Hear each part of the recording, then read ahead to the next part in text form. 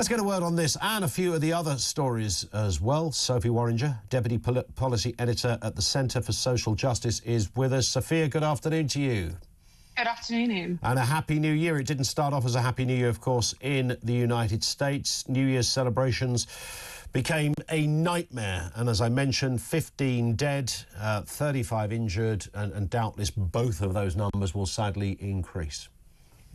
Yeah, absolutely horrendous start to the new year. And as you listed very powerfully a moment ago, unfortunately, the next in a long series of attacks where we've seen, particularly in the last few years, cars being used as weapons against crowds. And obviously the challenge there is that it is very difficult to prevent and flag a potential car that is about to be used as a weapon. Guns, of course, in America slightly different, but guns in the UK a lot more hard to get your hands on and would flag with the intelligence services or the police. But cars often rented for no flags there, something that can happen in a split second and unfortunately cause untold damage and many deaths, and almost happens before people even realise it's happening.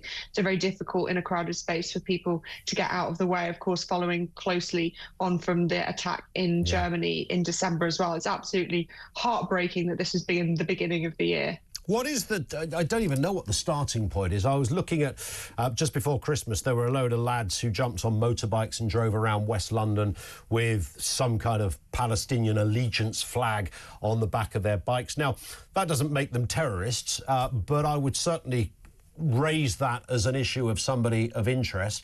But we don't seem to react in that way. We've got a sort of a hands-off approach, it seems. And we're talking about grooming gangs a little later, and there's certainly something in the Venn diagram, I think, on this in terms of how we don't approach certain things. A lot of sort of interesting sensitivities where to the rest of us we go, well, I'm sorry, if you're mooching around intimidating people on motorbikes with a flag of a country that is currently breeding more terrorism than next to Iran than no one else, if it is a country, a region, whatever you want to call it, then I would say that's a red flag. But we don't respond in that way. Well, it seems like so many opportunities were missed for this attacker in New Orleans. He had posted videos previously on YouTube, and obviously it seems like there was an ISIS flag attached to the car that he used as the weapon. So there obviously are things, pointers that can be kind of predetermined to see that the likelihood of getting involved in violence in this nature is more likely. And of course, we don't know exactly what goes on behind the scenes with the intelligence services, but it does seem like there needs to be more done to prevent people getting to this circumstance in the first place. And of course, the alleged attacker in New Orleans was also a convert to Islam, so someone who has not been brought up in that religion, but later followed that religion. Of course, people can change their religions. That's absolutely not a problem. But I wonder as well if there is something about that kind of radical shift of changing your mind on something that makes people more likely to be kind of inflamed by the more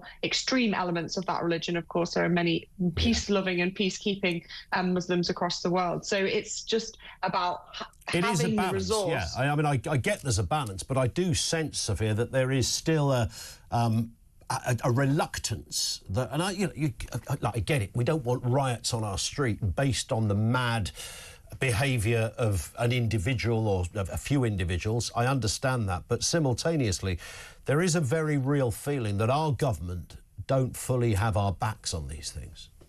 I think you're completely right there in terms of the reluctance to talk about these more thorny issues. And of course, the Minister for Safeguarding in the Home Office, Jess Phillips herself, has been very coy about, you mentioned the grooming gang scandal coming out of Oldham, launching a national inquiry, official inquiry into what's going on there. And it does seem that there is a reluctance to name what are the causes of these kind of horrendous crimes and actually try and get to the root of it. And obviously, I understand they don't want to inflame community tensions. That's what they're saying. But at the end of the day, we've got to remember the victims here are those who are caught up in the terror attacks or those who are victims of the grooming gangs. You know, we can't be sensitive about the horrors that they face. So it does need a very kind of bold and clear approach from the government to get to the root causes of this problem. Indeed. And of course, authorities are still trying to probe whether there's a link between the New Orleans attack and what happened at the Trump Hotel in Las Vegas. This is where a Tesla car, whether that was used on purpose for any other reason, we don't know. We don't know whether this was, you know, a person taking their own life and nothing more. It doesn't seem like that. But is there a connection between the two? The explosion there killed the driver. I think there were about 7 other people that were also injured in this. It could have been a whole lot worse. I noticed Elon Musk was very quick to say nothing to do with the car, Governor. It was fireworks and bombs or whatever it was inside. But nonetheless, you know, there could be a connection there. We wait and see.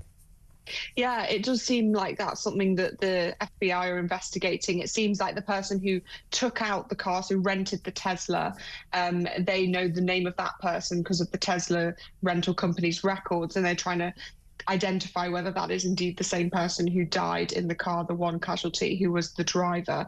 But the person, I believe, who rented the car was also an ex-veteran. And in fact, some speculation that they potentially served on the same military base as the attacker in New Orleans. Of course, there is no necessary connection between those two things, but it's interesting that military connection and Afghanistan service has been flagged as a link. But the FBI are looking into that detail, and of course will report if there is anything substantial to find. Indeed. And similar age as well, the Las Vegas driver, 37-year-old Matthew Libelsberger from Colorado, with, as you say, previous military experience. Is there a connection? That remains unclear at the moment, but we will, of course, watch with interest to see if there is.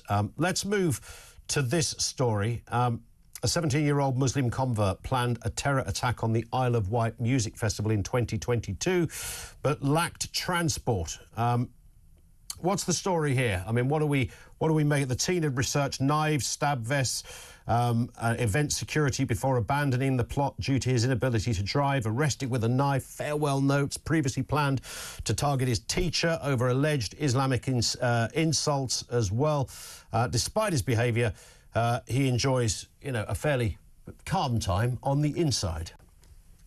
Yes, it's obviously amazing in some ways that they were able to deter this individual. They arrested him, I think, on the day that he was planning to carry out this attack, which was likely to be deadly against the teacher. This is also an individual who can't be named for legal reasons, as they were under 18 when these events happened, but who was a convert as well to Islam. And I think this point, therefore, about rehabilitation for people who are caught up in the throes of extremism and terrorist attacks. So he's been in prison now for 2 years. He got a 7-year sentence, so there are 5 years left. Of course, he may not serve all of that in prison, and he definitely will not serve all of that in a young offenders institution. He will move to an adult prison when he becomes 18. But really, is that enough time to rehabilitate someone whose whole life is bent on hatred and killing? And is there anything that can be done, even if they tick the right boxes and say the right things in their, you know, probation and parole interviews? Has their hearts and their mindset really changed? That's very difficult to ascertain. Well, sorry, go on. At the moment, it hasn't, because he's attacking police officers all the time. He's cut off the ear of one of the police officers in YOI Feltham.